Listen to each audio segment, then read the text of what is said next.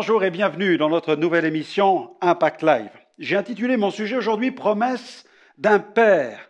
Il est important que les parents respectent les promesses faites aux enfants. Vous êtes, je suis sûr, d'accord avec moi, sinon ça risque très vite de faire monter la tension dans la maison. Cela produit souvent de la déception, pire, de la colère et avec le temps, une véritable perte de confiance chez l'enfant à l'égard des parents. C'est pourquoi les parents ont besoin de respecter leurs promesses, d'accomplir leurs promesses. L'enfant est toujours touché par le père qui tient sa promesse. Pourquoi? Eh bien parce que chez lui, ça va faire naître ce sentiment d'importance. Il se sent important parce que son père ou sa mère respecte la promesse. Et puis, lorsque les parents respectent leurs promesses, les enfants se sentent vraiment considérés. Ils se sentent importants, comme je l'ai dit, mais aussi aimés. Et lorsqu'on se sent considéré, aimé et important, on se sent automatiquement en sécurité. Eh bien, nous avons un Père dans le ciel, un Père qui nous a créés, un Père qui nous a tellement aimés qu'il a envoyé son Fils mourir sur la croix pour nos péchés, afin que nous soyons sauvés. C'est un Père qui veut nous sécuriser, qui veut nous protéger et qui veut venir accomplir son règne dans notre vie. Il est aussi un Dieu qui veut consoler nos cœurs brisés. Il veut se révéler dans notre vie pour nous consoler. Je ne sais pas par quelle épreuve vous êtes passé, mais vous avez certainement besoin de consolation. Alors j'aimerais vous inviter à écouter tout de suite William Sabriel qui chante Dieu consolateur. Écoutez-le attentivement et commencez à ouvrir votre cœur à la présence de Dieu. Demandez à Dieu de venir dans votre vie, vous consoler, vous visiter. Il va le faire. Son but, venir faire sa demeure en vous avec son Fils Jésus-Christ. D'ailleurs, Jésus a dit, lorsque je viens dans le cœur d'une personne, moi et mon Père, nous venons faire notre demeure chez lui. Alors accueillez le Seigneur dans votre vie maintenant. On se retrouve dans quelques instants.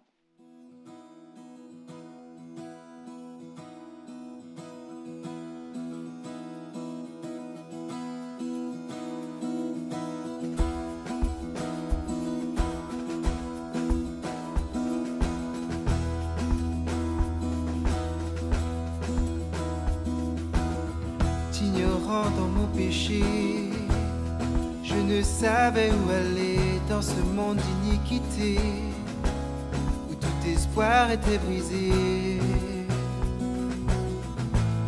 où tout espoir était brisé.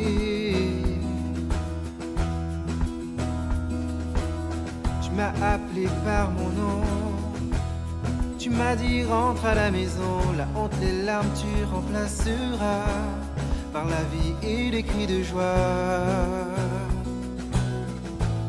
par la vie et les cris de joie.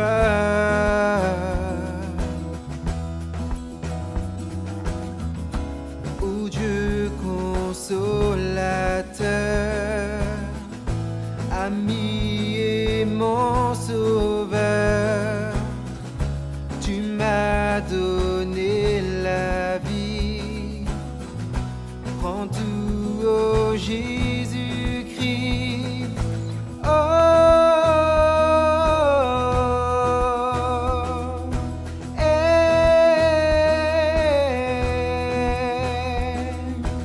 je veux goûter à cette vie, à cet amour infini, cette oasis dans le désert, à ce vent, ce grand bol d'air. À ce vent, ce grand bol d'air.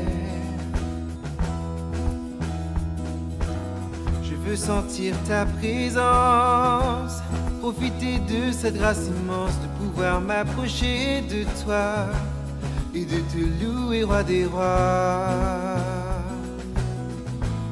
Et de te louer, roi des rois.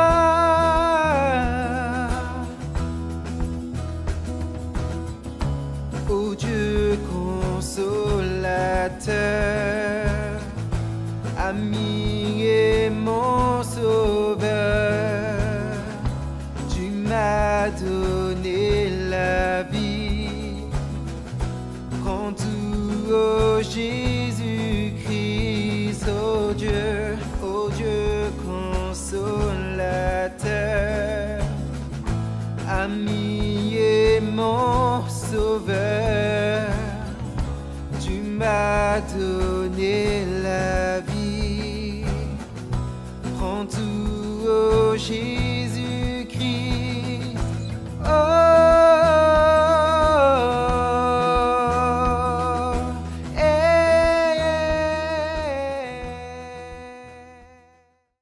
Merci à William Sabriel pour ce chant, cette invitation à ouvrir notre cœur à ce Dieu de consolation. Oui, le Père nous fait des promesses, il nous promet sa présence.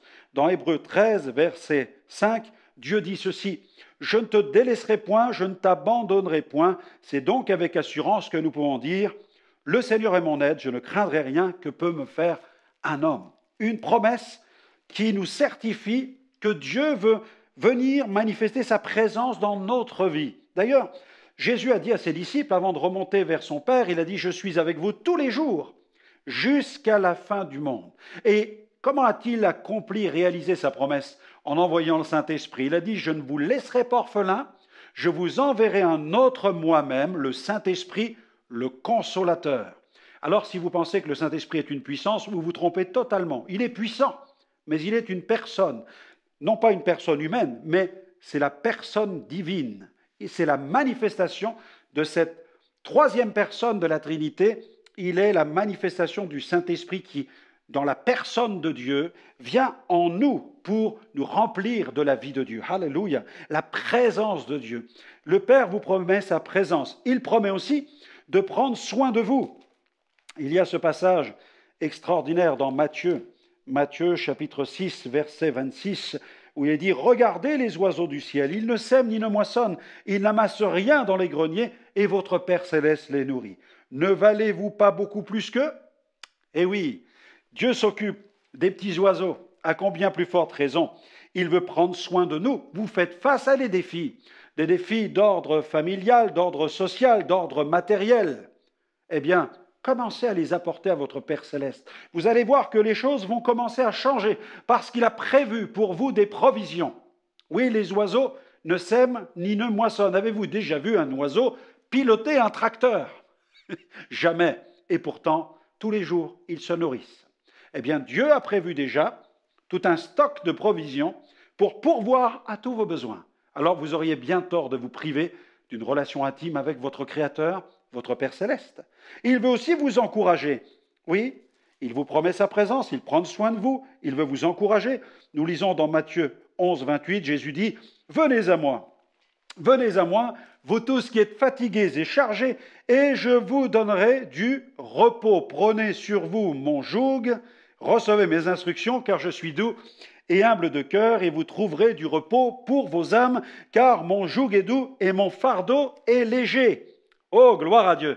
Sa présence, il prend soin de nous, il veut nous encourager, il nous assure sa super protection. Dans le psaume 91, celui qui demeure sous l'abri du Très-Haut repose à l'ombre du Tout-Puissant.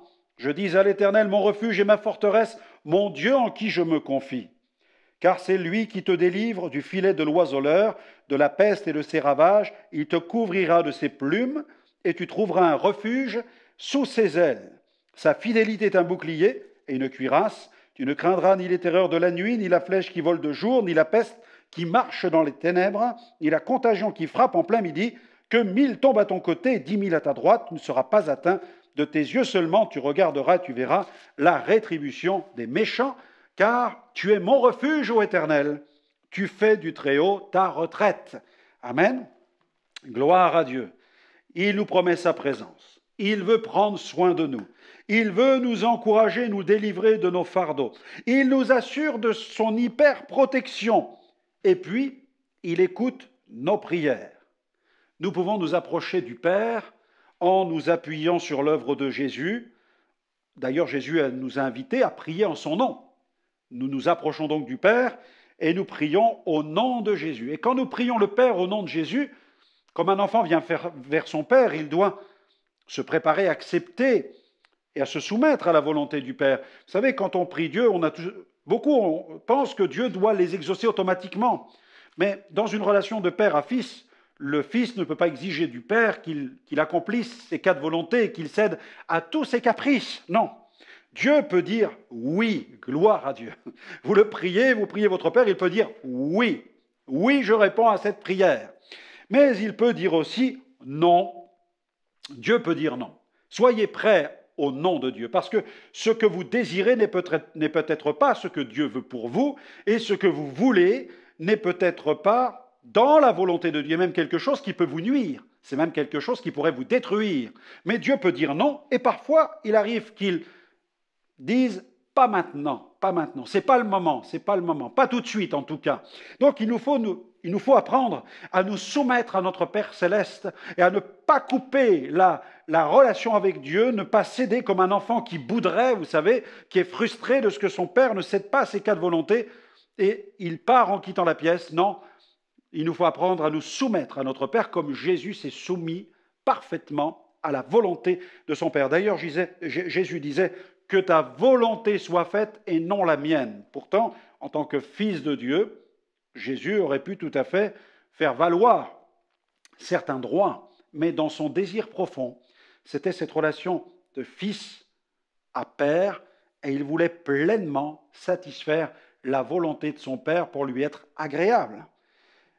Oui, Dieu nous promet sa présence, il nous fait la promesse de prendre soin de nous, il nous fait la promesse de nous encourager, de nous délivrer de nos fardeaux, il nous fait la promesse de nous assurer son hyper-protection, il nous fait la promesse d'entendre nos prières, et il nous fait enfin cette promesse de nous accueillir dans le ciel pour l'éternité, dans la mesure où nous avons invité Jésus dans notre vie et que nous l'avons reconnu comme Sauveur et comme Seigneur. Qui est Jésus pour vous? Que représente-t-il? Est-il simplement le crucifix suspendu sur un mur de la maison? Est-il simplement le tatouage sur le bras ou la croix attachée autour de votre cou, suspendue à votre oreille? Qui est Jésus pour vous? Est-il simplement ces petites histoires émouvantes qu'on vous a lues dans le cadre de quelques leçons de catéchisme? Qui est Jésus pour vous? Est-il simplement ces quelques mots qui résonnent le dimanche matin quand vous ouvrez le téléviseur pour écouter le sermon du pape? Qui est Jésus pour vous? Est-il simplement peut-être la devanture de l'église du quartier? Jésus est une réalité, il est vivant et il veut résider dans votre cœur. Je ne prêche pas une religion, je prêche une personne, la personne de Jésus. Et Jésus est le Sauveur. Aucune religion n'a été crucifiée pour vous. Jésus l'a été. Il est le Sauveur. Aucune religion ne sauve. Jésus est le Sauveur du monde. Recevez-le maintenant. Et le Père viendra avec lui chez vous. Seigneur, viens dans ma vie. Mon Sauveur, viens en moi. Règne dans ma vie afin que le Père aussi remplisse ma vie de sa présence. Au nom de Jésus, pardonne mes péchés, Seigneur. Purifie mon cœur. Amen. Amen. Cette simple prière, Dieu dit oui. Oui, je suis d'accord de purifier ton cœur, de le nettoyer et d'habiter dans ta vie. Alors que Dieu te bénisse. N'hésite pas à me retrouver dans d'autres émissions pour approfondir ce glorieux évangile. À très bientôt. Visitez le centre de ressources spirituelles de Liliana et Franck Alexandre. Vous pouvez y accéder depuis votre téléphone portable, votre ordinateur ou votre tablette.